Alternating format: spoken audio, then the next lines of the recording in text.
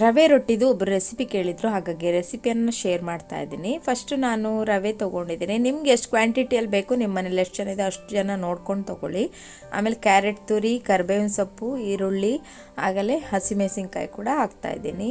ಇದಕ್ಕೆ ನೀವು ಕೊತ್ತಂಬರಿ ಸೊಪ್ಪು ಕೂಡ ಹಾಕ್ಬೋದು, ಆಮೇಲೆ ತೆಂಗಿನಕಾಯಿ ತುರಿ ಕೂಡ ಹಾಕ್ಬೋದು, ಚೆನ್ನಾಗಾಗುತ್ತೆ. ಕ್ಯಾರೆಟು, ಈರುಳ್ಳಿ ಎಲ್ಲ ಸ್ವಲ್ಪ ಜಾಸ್ತಿನೇ ಹಾಕಬೇಕು. ಆಮೇಲೆ ಸ್ವಲ್ಪ ಸಾಲ್ಟು ಮತ್ತು ಶುಗರ್ ಕೂಡ ಆ್ಯಡ್ ಮಾಡಬೇಕು, ಅದು ಇನ್ನೂ ಚೆನ್ನಾಗಿ ಟೇಸ್ಟ್ ಕೊಡುತ್ತೆ. ಹಾಗೆ ಸ್ವಲ್ಪ ಸ್ವಲ್ಪನೇ ನೀರನ್ನು ಹಾಕ್ಕೊಂಡು ಇದನ್ನು ಚೆನ್ನಾಗಿ ಮಿಕ್ಸ್ ಮಾಡ್ಕೋಬೇಕು. ನೋಡಿ, ಚೆನ್ನಾಗಿ ಮಿಕ್ಸ್ ಮಾಡ್ಕೊಳ್ತಾ ಇದ್ದೀನಿ. ನಾನು ಕೈಯಲ್ಲೇ ಕ್ಲೀನ್ ಮಾಡಿ ತೊಳ್ಕೊಂಡಿದ್ದೀನಿ, ಚೆನ್ನಾಗಿ ಕೈಯಲ್ಲೇ ಮಿಕ್ಸ್ ಮಾಡ್ಕೊತೀನಿ. ಹಾಗೆ ನೋಡ್ತಾ ಇರ್ಬೋದು. ಇವಾಗ ಒಂದು ಕಾಲು ಇಟ್ಕೊಂಡು ಅದಕ್ಕೆ ಸ್ವಲ್ಪ ಎಣ್ಣೆ ಹಾಕಿದ್ದೀನಿ. ಮೀಡಿಯಮ್ ಬಿಸಿ ಆದಾಗಲೇ ನೀವು ತಡ್ಕೋಬೋದು, ಆಮೇಲೆ ಸ್ವಲ್ಪ ಬೇಕಾದರೆ ಹೈ ಫ್ಲೇಮ್ ಇಟ್ಕೊಳ್ಳಿ. ಚೆನ್ನಾಗಿ ತೆಳ್ಳಗೆ ತಟ್ಕೊಂಡ್ರಾಯ್ತು. ನಾನು ಸ್ವಲ್ಪ ಹಸಿಮೆಣಸೆಲ್ಲ ಸಿಕ್ಕಿ ತೆಗಿತಾ ಇದ್ದೀನಿ, ಯಾಕೆ ಫ್ರೈಯಿಂಗ್ ಮಾಡ್ತಾ ಇದ್ದೀನಿ ಅದಕ್ಕೋಸ್ಕರ. ಹಾಗೆ ಎಷ್ಟು ತೆಳ್ಳಗೆ ಬೇಕೋ ಅಷ್ಟು ತೆಳ್ಳಗೆ ತಟ್ಕೊಂಡ್ರಾಯ್ತು. ಮೇಲೆ ಸ್ವಲ್ಪ ಎಣ್ಣೆ ಎಲ್ಲ ಹಾಕಿ ಮುಚ್ಚಿಟ್ಟು ಬೇಯಿಸಿದ್ರೆ ಆಯಿತು. ಈಗ ಒಂದು ಕಡೆ ಬೇಯಕ್ಕೆ ಹಾಕಿದ್ದೀನಲ್ಲ, ಸ್ವಲ್ಪ ಟೈಮ್ ತೊಗೊಳುತ್ತೆ ಇದು ಮಾಡೋದಕ್ಕೆ. ಇಲ್ಲಿ ನೋಡಿ, ಒಂದು ಕಡೆ ಬೆಂದಾಗಿದೆ, ಇನ್ನೊಂದು ಕಡೆಗೆ ಇವಾಗ ನಮ್ಮದು ರವೆ ರೊಟ್ಟಿ ರೆಡಿ ಆಯಿತು. ಮನೆಯಲ್ಲೂ ನೀವು ಮಾಡ್ಕೊಳ್ಳಿ, ತಿನ್ಕೊಳ್ಳಿ. Hi, welcome back to my channel. ಬೆಳಗ್ಗೆಯಿಂದ ವ್ಲಾಗನ್ನು ಶುರು ಮಾಡಿದ್ದೀನಿ. ಇವತ್ತು ಗುರುವಾರ ಆಗಿರೋದ್ರಿಂದ ಇವತ್ತು ನಾನು ತಲೆಸ್ನಾನ ಮಾಡಿ ಪೂಜೆ ಎಲ್ಲ ಮಾಡಿ ಬಂದೆ. ಹಾಗೆ ಇವತ್ತು ಗುರು ಪೂರ್ಣಿಮೆ ಕೂಡ ದೇವಸ್ಥಾನಕ್ಕೆ ಹೋಗುವ ಅಂತಿದ್ದೀನಿ, ಇಲ್ಲಿ ಸಾಯಿಬಾಬಾ ಮಂದಿರಕ್ಕೆ. ಸ್ವಲ್ಪ ಹೊತ್ತು ಬಿಟ್ಟು ತಿಂಡಿ ಎಲ್ಲ ತಿಂದು ಹೋಗ್ತೀನಿ. ಹಾಗೆ ಎಂತ ಅಂದ್ರೆ ಇವತ್ತು ಹೂ ಕೂಡ ಸಿಕ್ಕಿಲ್ಲ ನಂಗೆ. ಹೂ ಇಲ್ಲಿ ಮಾಡ್ಲಿಕ್ಕೆ ಬರ್ತಾ ಇತ್ತು ಗುರುವಾರ, ಬಟ್ ಇವತ್ತು ಹೂ ಸಿಗ್ಲಿಲ್ಲ. ಎಂತ ಮಾಡೋದು, ಮತ್ತೆ ಮಾರ್ಕೆಟಿಗೆ ಹೋಗಿ ತರ್ಲಿಕ್ಕೆ ದೂರ ಆಗ್ತದೆ. ಸೊ ಹಾಗಾಗಿ ತುಳಸಿ ದೇವ್ರಿಗೆ ಇಷ್ಟ ಅಲ್ಲ, ಅದನ್ನೇ ಇವತ್ತು ಇಟ್ಬಿಟ್ಟು ಪೂಜೆ ಮಾಡಿದೆ. ಇವಾಗ ನಂಗೆ ತಿಂಡಿ ಮಾಡ್ಕೊಳ್ತಾ ಇದ್ದೀನಿ. ರವೆ ರೊಟ್ಟಿ ಒಬ್ರು ಶೇರ್ ಮಾಡಕ್ಕೆ ಹೇಳಿದ್ರು ಇವತ್ತಿನ ವಿಡಿಯೋದಲ್ಲಿ, ಅದನ್ನ ಶೇರ್ ಮಾಡಿದ್ದೀನಿ. ನೀವು ಮನೇಲಿ ಟ್ರೈ ಮಾಡಿ, ತುಂಬಾ ಚೆನ್ನಾಗಾಗುತ್ತೆ. ಸ್ವಲ್ಪ ಕ್ಯಾರೆಟ್ ಎಲ್ಲ ಜಾಸ್ತಿ ಹಾಕಿ, ಒಂಚೂರು ಕಾಯಿ ತುರಿ ಎಲ್ಲ ಹಾಕಿದ್ರೆ ಇನ್ನೂ ಚೆನ್ನಾಗಾಗುತ್ತೆ. ಓಕೆನಾ? ಫಸ್ಟ್ ನಾನು ತಿಂಡಿ ತಿನ್ಕೊಂತೀನಿ. ನೋಡಿ, ರೊಟ್ಟಿ ರೆಡಿ ಆಗಿದೆ. ತಿಂಡಿ ತಿನ್ಕೊಂತೀನಿ, ಮತ್ತೆ ನಾನು ಬ್ಲಾಗ್ ಅನ್ನ ಕಂಟಿನ್ಯೂ ಮಾಡ್ತೀನಿ. ಓಕೆ,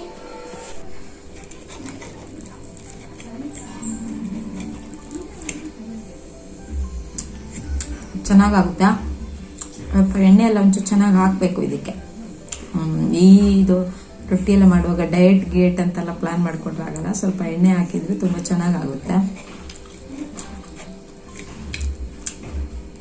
ನಾನು ಬ್ರಾಗ್ಯಂಗೋಸ್ಕರ ಹಸಿಮೆಣಸು ಹಾಕಲ್ಲ, ಯಾಕಂದ್ರೆ ಎಲ್ಲಾದ್ರೂ ಮಧ್ಯ ಸಿಕ್ತಂದ್ರೆ ಇಡೀ ದೋಸೆನೆ ಬಿಟ್ಬಿಡ್ತಾಳೆ ಖಾರ ಆಯ್ತು ಅಂತ. ಅದಕ್ಕೆ ನಾನು ನೋಡ್ಕೊಂಡು ಹಾಕಿರ್ತೀನಿ, ನೋಡ್ಕೊಂಡು ಅವಳಿಗೆ ಮಾಡುವಾಗ ತೆಗ್ದಿಡ್ತೀನಿ. ಎಲ್ಲಾದ್ರೂ ಸಿಕ್ಕಿದ್ರು ತೆಗ್ದಿಟ್ಟು ದೋಸೆ ಮಾಡ್ತೀನಿ.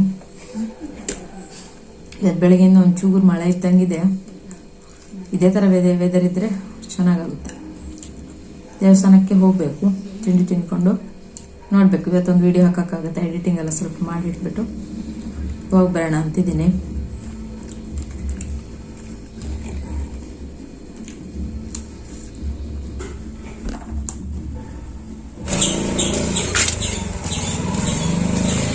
ಇವಾಗ ಹೊರಟಿದ್ದೀನಿ ದೇವಸ್ಥಾನಕ್ಕೆ. ಸ್ವಲ್ಪ ದೂರನೇ ಆಗುತ್ತೆ ದೇವಸ್ಥಾನ, ಹಾಗಾಗಿ ನಾನು ನಡ್ಕೊಂಡೇ ಹೊರಟೆ. ವಾಕ್ ಮಾಡೋದು ತುಂಬಾ ಒಳ್ಳೇದಲ್ವ, ಹಾಗಾಗಿ ನಡ್ಕೊಂಡೇ ಹೋಗೋಣ ಅಂತ ಹೇಳಿ. ಹಾಗೆ ನಾನು ದೇವಸ್ಥಾನದೊಳಗೆ ಹೋಗಿ ಪೂಜೆ ಎಲ್ಲ ಮಾಡಿಸ್ಕೊಂಡು ಇವಾಗ ಹೊರಗಡೆ ಬಂದಿದ್ದೀನಿ. ಜನ ನೋಡ್ತಾ ಇರ್ಬೋದು ಎಷ್ಟು ರಶ್ ಇದೆ ಅಂತ ಹೇಳಿ.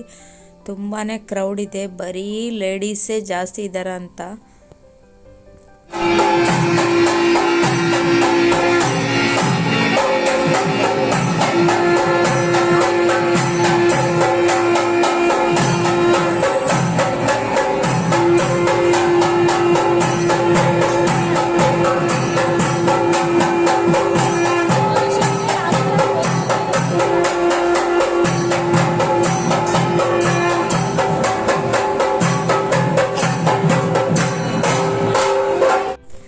ಹನ್ನೆರಡು ಮುಕ್ಕಾಲು 1 ಗಂಟೆ ಹಾಗೆ ನಾನು ಸ್ವಲ್ಪ ದೇವಸ್ಥಾನಕ್ಕೆ ಹೋಗಿದ್ದೆ. ನಡ್ಕೊಂಡೇ ಬಂದಿದ್ದೆ ನಾನು. ಎಷ್ಟು ದೇವಸ್ಥಾನದೊಳಗೆ 1 ಗಂಟೆ ಆಗಿರ್ಬೋದು ಲೈನಲ್ಲಿ ನಿಂತು ಪೂಜೆ ಮಾಡಿಸ್ಕೊಂಡೆಲ್ಲ ಬರೋದ್ರೊಳಗೆ. ಊಟಕ್ಕೆ ನಿತ್ತು ನನಗೆ ನಿಜವಾಗ್ಲೂ ಸಾಕಾಗೋಯ್ತು. ನಾವು ಲೈನಲ್ಲೆಲ್ಲ ನಿಂತ್ಕೊಂಡು ಕ್ಯೂವಲ್ಲಿ ನಿಂತ್ಕೊಂಡು ಊಟಕ್ಕೆ ಬಂದಿದ್ದೀವಿ. ಕೆಲವೊಬ್ರು ದೇವಸ್ಥಾನದ ಲಾಸ್ಟ್ ಅಲ್ಲಿ ಕೆಲವೊಬ್ರು ಪೂಜೆ ಮಾಡಿಸ್ಕೊಂಡು ಸೀದಾ ಲೈನ್ ಇಲ್ಲ ಏನಿಲ್ಲ, 1 ಲೈನ್ ಇದ್ದಿದ್ದು 4 ಲೈನ್ ಮಾಡ್ಕೊಂಡ್ರು. ಅಲ್ಲಲ್ಲೇ ಲೈನ್ ಮಾಡ್ಕೊಂಡು ಎಲ್ಲ ಅದೂಕೊಂಡು ಎಷ್ಟು ಯಪ್ಪ ದೇವ್ರ ಜನಗಳು ಏನಂದ್ರೆ ಊಟ ಮಾಡ್ಬೇಕಂತ ಹೇಳಿದ್ರೆ ನೂಕೊಂಡಾದ್ರೂ ಬರ್ತಾರೆ. ಅಲ್ಲಿ ಲೈನಲ್ಲಿ ಪಾಪ ತುಂಬಾ ಹೊತ್ತು ನಿಂತ್ಕೊಂಡು ಬಂದಿದ್ದಾರೆ, ಅದೆಲ್ಲ ನೋಡೋದೇ ಇಲ್ಲ. ನಂಗಂತೂ ಆ ಲೈನಲ್ಲೆಲ್ಲ ನಿಂತ್ಕೊಳ್ದೇನೆ ಮುಂದೆಲ್ಲ ಅದು ನುಸುಳ್ಕೊಂಡೆಲ್ಲ ಹೋಗೋದು ಅದೆಲ್ಲ ನಂಗೆ ಗೊತ್ತೇ ಆಗಲ್ಲ. ಯಪ್ಪ ನನಗೆ ಸಾಕಾಗೋಯ್ತು. ಆದ್ರೆ ಸುಸ್ತೊಂದಾಗ್ಲಿಲ್ಲ, ಯಾಕಂದ್ರೆ ಮಳೆ ಬರ್ತಾ ಇತ್ತಲ್ಲ, ಶೆಕೆ ಅಷ್ಟು ಇರ್ಲಿಲ್ಲ, ಹಾಗಾಗಿ ಸುಸ್ತೊಂದಾಗ್ಲಿಲ್ಲ. ಒಂಚೂರು ಮೈಂಡ್ ಫ್ರೆಶ್ ಆಯ್ತು ಹೊರಗಡೆ ಎಲ್ಲ ಹೋಗಿ ಬಂದು. ಎಂತ ಜನ ಅಂದ್ರೆ ನಾನು ಈ ಸಲ ಫಸ್ಟ್ ಟೈಮ್ ಹೋಗಿದ್ದಲ್ಲಿ ದೇವಸ್ಥಾನಕ್ಕೆ. ಗೊತ್ತು ನನಗೆ ಅಲ್ಲಿ ದೇವಸ್ಥಾನ ಇದೆ, ಸಾಯಿಬಾಬಾ ಟೆಂಪಲ್ ಇದೆ ಅಂತ, ಬಟ್ ನಾನು ಯಾವತ್ತೂ ಹೋಗಿಲ್ಲ. ಇವಾಗ ಫಸ್ಟ್ ಟೈಮ್ ಹೋಗಿದ್ದು. ಎಲ್ಲ ದಿವ್ಸನೂ ಇಷ್ಟೇ ಜನ ಇರಲ್ಲ ಅನ್ಕೊಂತೀನಿ. ಇವತ್ತು ಗುರುಪೂರ್ಣಿಮೆ ಆಗಿರೋಕ್ಕೋಗಿ ಇಷ್ಟು ಜನ ಇದ್ದಾರೇನೋ. ಅಪ್ಪ ನಿಜವಾಗ್ಲೂ ಸಿಕ್ಕಾಪಟ್ಟೆ ಇನ್ನೂ ಲೈನಲ್ಲಿ ಇದ್ದಾರೆ. ಇಷ್ಟು 3:30 ಆಯ್ತು ಟೈಮ್ ಬಂದು, ಇನ್ನೂ ಊಟ ಮಾಡಕ್ಕೆ ಇನ್ನೂ ಜನ ಇದ್ದಾರೆ ಪಾಪ. ಎಷ್ಟು ಅವರಿಗೆಲ್ಲ ಕಂಟ್ರೋಲ್ ಮಾಡಿ ಸಾಕಾಯ್ತಂತ, ತುಂಬಾನೇ ಜನ ಆಯ್ತಾ. ನಾನಂತೂ ನಡ್ಕೊಂಡು ಹೋಗಿ ನಡ್ಕೊಂಡು ಬಂದೆ. ಮಳೆ ಬರ್ತಾ ಇದೆ, ಮಳೆ ಜೋರಾಗಿ 1-2 ಮಳೆ ಹೋಗೋತ್ತಿಗೆ ಬಂತು, ಬರೋತ್ತಿಗೆ ಬಂತು. ಬಟ್ಟೆ ಪ್ಯಾಂಟ್ ಎಲ್ಲ ಒದ್ದೆ ಆಗೋಗಿದೆ. ಈಗ ಬಟ್ಟೆ ಕೂಡ ವಾಶ್ ಮಾಡಿ ಹಾಕ್ಬಿಡ್ತೀನಿ, ಯಾಕಂದ್ರೆ ಬಟ್ಟೆ ಮತ್ತೆ ಅದು ಹಾಗೆ ಇಟ್ಬಿಟ್ರೆ ಚುಕ್ಕೆ ಬಂದು ಹೋಗುತ್ತೆ ಬಟ್ಟೆಯಲ್ಲಿ. ಸಾಕಾಯ್ತಪ್ಪ. ಆದ್ರೆ ಒಂದು ಹೊರಗಡೆ ಹೋಗಿ ದೇವಸ್ಥಾನಕ್ಕೆ ಹೋಗಿ ಬಂದಿದ್ದು ಒಂದು ಖುಷಿ ಆಯ್ತು, ಮೈಂಡ್ ಒಂದು ರಿಲೀಫ್ ಆಯ್ತು ಮನೆಯಲ್ಲೇ ಇರೋದಕ್ಕಿಂತ ದೇವಸ್ಥಾನಕ್ಕೆ ಹೋಗಿ ಬಂದಿದ್ದು. ಹಾಗೆ ಊಟ ಕೂಡ ತುಂಬಾ ಚೆನ್ನಾಗಿತ್ತು ಊಟ. ನಾನು ಒಂದೇ ಸಲ ಅನ್ನ ಹಾಕೊಂಡು ಊಟ ಮಾಡ್ಕೊಂಡು ಒಂಚೂರು ಪಾಯಸ ತಿನ್ಕೊಂಡು ಬಂದೆ ಪಟ್ಟಂತ. ಅಪ್ಪ ಸಾಕಾಯ್ತು, ನಡ್ಕೊಂಬಂದು ಸಾಕಾಯ್ತು. ಒಂಚೂರು ಲೇಟ್ ಆಯ್ತಲ್ಲ ಊಟ, ಹಂಗಾಗಿ ಹುಚ್ಚು ಸುಸ್ತಾಯ್ತು ಅಷ್ಟೆ. ಇನ್ನು ಆಯ್ತು ಟೈಮು, ಇನ್ನು 4:15 ಪ್ರಾಗೆ ಬರ್ತಾಳೆ. ಇನ್ನು ಮತ್ತೆ ಬಿಸಿ ಆಗ್ತೇವೆ. ಅವಳು ಬರೋದ್ರೊಳಗೆ ಬಟ್ಟೆ ಒಂದು ವಾಶ್ ಮಾಡಬೇಕು. ಹಾಗೆ ಮತ್ತೆ ನಾನು ವಿಡಿಯೋನ ಕಂಟಿನ್ಯೂ ಮಾಡ್ತೀನಿ, ಓಕೆನಾ? ಹಾಗೆ ಒಂದು ಸಾಂಬಾರು ಕೂಡ ಮಾಡ್ಕೊಳ್ಳೋಣ, ಮತ್ತು ಪ್ರಾಗೆ ಬಂದಾದ್ಮೇಲೆ ಆಗಲ್ಲ ಅಂತ ಹೇಳಿ ಇವತ್ತು ಬದನೆಕಾಯಿ ಹಾಗೆ ನುಗ್ಗೆಕಾಯಿ ಹಾಕಿ ಸಾಂಬಾರು ಮಾಡ್ತಾ ಇದ್ದೀನಿ, ಒಂದು ಸ್ಪೆಷಲ್ ರೀತಿಯಲ್ಲಿ. ಇದಕ್ಕೆ ಸ್ವಲ್ಪ ನಾನು ಶೇಂಗಾ ಬೀಜನ ಹುರಿದುಕೊಳ್ತಾ ಇದ್ದೀನಿ. ಹಾಗೆ ಶೇಂಗಾ ಬೀಜನ ತೆಗೆದ್ಬಿಟ್ಟು ಆಮೇಲೆ ಸ್ವಲ್ಪ ಒಣಮೆಣಸು, ಬೆಳ್ಳುಳ್ಳಿ, ಈರುಳ್ಳಿ ಎಲ್ಲ ಹಾಕಿ ಚೆನ್ನಾಗಿ ಫ್ರೈ ಮಾಡ್ಕೊಳ್ತಾ ಇದ್ದೀನಿ. ಈಗ ಸ್ವಲ್ಪ ಎಣ್ಣೆಯನ್ನು ಹಾಕುವ. ತುಂಬ ಚೆನ್ನಾಗಾಗುತ್ತೆ ಈ ಥರ ಮಾಡ್ಕೊಳ್ಳೋದ್ರಿಂದ, ಒಂಥರ ಡಿಫ್ರೆಂಟ್ ಸ್ಟೈಲಲ್ಲಿ ಆಗುತ್ತೆ. ಒಮ್ಮೆ ನೀವು ಟ್ರೈ ಮಾಡಿ. ಹಾಗೆ ಒಂದು ಟೊಮೆಟೊವನ್ನು ತಗೊಂಡಿದ್ದೀನಿ, ಒಂದು ಅರ್ಧ ಈರುಳ್ಳಿ ಹಾಕಿದ್ದು ನಾನು. ಹಾಗೆ ಚೂರು ತೆಂಗಿನಕಾಯಿ ಹಾಕಿದ್ದು, ಜಾಸ್ತಿ ಹಾಕಲಿಲ್ಲ. ಹಾಗೆ ಕೊತ್ತಂಬರಿ ಬೀಜ, ಹಾಗೆ ಕೊತ್ತಂಬರಿ ಸೊಪ್ಪು ಕೂಡ ಹಾಕಿದ್ದೀನಿ ಸ್ವಲ್ಪ. ಹಾಗೆ ಚೆನ್ನಾಗಿ ಫ್ರೈ ಮಾಡ್ಕೋಬೇಕು ಇದನ್ನು. ಇವಾಗ ಲಾಸ್ಟಲ್ಲಿ ಸ್ವಲ್ಪ ಜೀರಿಗೆ ಕೂಡ ಆ್ಯಡ್ ಮಾಡಿದ್ದೀನಿ. ಇಲ್ಲಿ ನೋಡ್ತಾ ಇರ್ಬೋದು ಬದನೆಕಾಯಿನೆಲ್ಲ ಈ ತಿರುಗಿ ಕಟ್ ಮಾಡ್ಕೊಂಡಿದ್ದೀನಿ. ಇವಾಗ ಒಂದು ಪಾತ್ರೆ ಇಟ್ಕೊಂಡು ಆಯಿಲ್ ಹಾಕಿದ್ದೀನಿ. ಈ ಸ್ವಲ್ಪ ಒಗ್ಗರಣೆ ರೆಡಿ ಮಾಡ್ಕೊಳ್ತೀನಿ. ಆಮೇಲೆ ಸಾಸಿವೆನ ನಾನು ಹಾಕಿದ್ದೀನಿ. ಸಾಸಿವೆನ ಯಾಕೆ ಗೊತ್ತಾ ಇಷ್ಟೊತ್ತು ಅದು ಕಾಯಕ್ಕೆ ಬಿಟ್ಟೆ ಅಂದರೆ, ಯಾವಾಗಲೂ ಅಡುಗೆ ಮಾಡಬೇಕಾದ್ರೆ ನಾವು ಗಡಿಬಿಡಿಲಿ ಸಾಸಿವೆ ಎಲ್ಲ ಸಿಡಿಯೋಕ್ಕಿಂತ ಮುಂಚೆನೇ ಎಲ್ಲ ಐಟಮ್ ಹಾಕ್ಬಿಡ್ತೀವಿ. ಆ ಥರ ಮಾಡಬಾರ್ದು.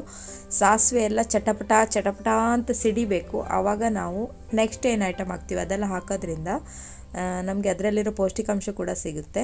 ಹಾಗೆ ಒಂದು ಅರ್ಧ ಈರುಳ್ಳಿ ನಾನು ಇದು ಹಾಕ್ತಾಯಿದ್ದೀನಿ.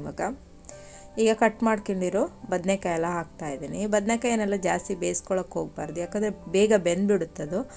ಈಗ ಸ್ವಲ್ಪ ಸಾಲ್ಟ್ ಹಾಕ್ಕೊಂಡು ಜಸ್ಟ್ ಒಂದು ಫ್ರೈ ಮಾಡ್ಕೊಳ್ತೀನಿ ಅಷ್ಟೇ. ಇಲ್ಲಿ ನೋಡಿ, ಜಸ್ಟ್ ಒಂದು ಫ್ರೈ ಮಾಡ್ಕೊಳ್ಳೋದು. ಹಾಗೆ ಒಂದು ಶೆಕೆ ಬರೋ ತನಕ ಹೀಗೆ ಇಡೋದಷ್ಟೇ, ಒಂದು ಹಬೆ ಬರಬೇಕಷ್ಟೇ, ಜಾಸ್ತಿ ಎಲ್ಲ ಬೇಯಿಸ್ಕೊಳಕ್ಕೆ ಹೋಗಬಾರ್ದು. ಇವಾಗ ರೆಡಿ ಮಾಡ್ಕೊಂಡಿರೋ ಮಸಾಲ ಏನಿದೆ ಅದನ್ನು ಹಾಕ್ತಾ ಇದ್ದೀನಿ. ನಿಮಗೆ ಎಷ್ಟು ಕ್ವಾಂಟಿಟಿಯಲ್ಲಿ ನೀರು ಬೇಕು ಅಷ್ಟು ಹಾಕ್ಕೊಳ್ಳಿ. ನಾನೀಗ ಸ್ವಲ್ಪ ಹಾಕಿದ್ದೀನಿ, ಅದು ಕುದ್ದಾದ್ಮೇಲೆ ಕಮ್ಮಿ ಆಗುತ್ತೆ. ಈಗ ಒಂದು ನುಗ್ಗೆಕಾಯಿ ಏನಿದೆ ಕಟ್ ಮಾಡಿ ಇಟ್ಕೊಂಡಿದ್ದೆ ಅದನ್ನು ಹಾಕ್ತಾ ಇದ್ದೀನಿ. ನುಗ್ಗೆಕಾಯಿ ತುಂಬಾ ಒಳ್ಳೆಯದು ಆರೋಗ್ಯಕ್ಕೆ. ಇವಾಗ ನೋಡ್ತಾ ಇರ್ಬೋದು ಈ ಹದದಲ್ಲಿದೆ, ಚೆನ್ನಾಗಿ ಕುದ್ದಿದೆ. ಚೂರು ಬೆಲ್ಲ ಹಾಕಿದ್ದೀನಿ ನಾನು. ಇವಾಗ ನೋಡಿ ಎಲ್ಲ ಕುದ್ದು ಗಟ್ಟಿ ಆಗ್ತಾ ಬಂದಿದೆ. ತುಂಬ ಚೆನ್ನಾಗಾಗುತ್ತೆ, ನೀವು ಒಮ್ಮೆ ನಿಮ್ಮ ಮನೇಲಿ ಟ್ರೈ ಮಾಡಿ. ಹಾಗೆ ಇವಾಗ ಮ್ಯಾಂಗೋ ಮತ್ತು ಬನಾನಾ ಪ್ರಾಗ್ಯಂಗ್ ಕಟ್ ಮಾಡಿ ಕೊಡ್ತಾ ಇದ್ದೀನಿ. ನಾನು ಬಂದ ಕೂಡಲೇ ಅವಳಿಗೆ ಊಟ ಮಾಡಿಸೋದು, ಸ್ಕೂಲಿಂದ ಬಂದ ಕೂಡಲೇ. ಇವತ್ತು ಫ್ರೂಟ್ಸ್ ಕೊಡ್ತಾ ಇದ್ದೀನಿ. ಖಾಲಿ ಹೊಟ್ಟೆಯಲ್ಲಿ ಫ್ರೂಟ್ಸ್ ತಿನ್ನೋದು ತುಂಬಾ ಒಳ್ಳೆಯದು. ಹಾಗೆ ಒಂದು ಸ್ವೀಟ್ ಕಾರ್ನ್ ತಂದಿದ್ದಿತ್ತು, ಅದನ್ನು ಬಿಡಿಸ್ಬಿಟ್ಟು ಈಗ ಬೇಯಿಸೋಣ ಅಂತ ತೊಗೊಂಡು ಬಂದೆ. ನಾನು ಸ್ವಲ್ಪ ದೊಡ್ಡದೇ ತಗೊಬರ್ತೀನಿ, ಸ್ವಲ್ಪ ಚಿಗುರ್ಕಿಂತ ನನಗೆ ಸ್ವಲ್ಪ ಬೆಳೆದಿದ್ರೆ ಇಷ್ಟ ಆಗ್ತದೆ. ಹಾಗೆ ಇದನ್ನು ಕಟ್ ಮಾಡುವಂಥ ಕೈಯಲ್ಲಿ ಮುರಿತಾ ಇದ್ದೀನಿ, ಹಾಗೆ ಕಾಲಲ್ಲಿ ಕೂಡ ಮುರಿದೆ, ಎಲ್ಲಿ ಮುರಿದ್ರೂ ಕೂಡ ಆಗ್ತಾನೆ ಇಲ್ಲ, ಗಟ್ಟಿ ಉಂಟು. ಇವಾಗ ಆಯಿತು ನೋಡಿ. ಹಾಗೆ ಈಗ ಕಸ ಒಂದು ಕ್ಲೀನ್ ಮಾಡ್ತೀನಿ. ಕಸದವರು ಬರಲೇ ಇಲ್ಲ ಇವತ್ತು ತೊಗೊಂಡು ಹೋಗಲಿಕ್ಕೆ, ಹಾಗೆ ಕಸದ ಬುಟ್ಟಿನ ಹೊರಗಡೆ ಇಟ್ಟಿದ್ದೀನಿ, ಅಲ್ಲಿ ಹೋಗಿ ಹಾಕಿ ಬರಬೇಕು. ಹಾಗೆ ಇವಾಗ ಬಿಡಿಸ್ಬಿಟ್ಟು ಈ ಥರ ಹಬೆಯಲ್ಲಿ ಬೇಯಿಸ್ತಾ ಇದ್ದೀನಿ. ಬೇಗ ಆಗುತ್ತೆ, ಇದೇನು ಜಾಸ್ತಿ ಹೊತ್ತು ತೊಗೊಳ್ಳಲ್ಲ. ಇವಾಗ ನೋಡಿ ಆಲ್ಮೋಸ್ಟ್ ಬೆಂದೇ ಹೋಯಿತು. ಪ್ರಾಗ್ಯನಿಗೆ ಹೋಮ್ವರ್ಕ್ ಮಾಡೋಕ್ಕೆ ಹೇಳಿದ್ದೀನಿ. ಹಾಗೆ ಇವಾಗ ಸ್ವಲ್ಪ ಸಾಲ್ಟ್, ಚಿಲ್ಲಿ ಪೌಡರ್ ಎಲ್ಲ ಹಾಕಿ ಮಿಕ್ಸ್ ಮಾಡಿ ತಿನ್ನೋದೆ. ಹೊರಗಡೆ ನೀವು ಒಂದು ಚಿಕ್ಕ ಕಪ್ಪಿಗೆ 30 ರೂಪೀಸ್ ಎಲ್ಲ ಕೊಡಬೇಕು. ಮನೇಲಿ ನೋಡಿ ತೊಗೊಂಡು ಬಂದು ಆರಾಮಾಗಿ ಮಾಡಿಕೊಂಡು ತಿನ್ಬೋದು.